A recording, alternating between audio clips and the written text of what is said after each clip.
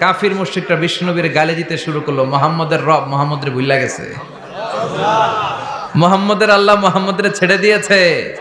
এজন্য আল্লাহ বললেন ওয়াদ-দুহা ওয়াল-লাইলি ইযা সাজা মা ওয়াদ্দা'আকা রাব্বুকা ওয়া মা ক্বালা ওয়ালাল আখিরাতু খায়রুল লাকা মিনাল উলা।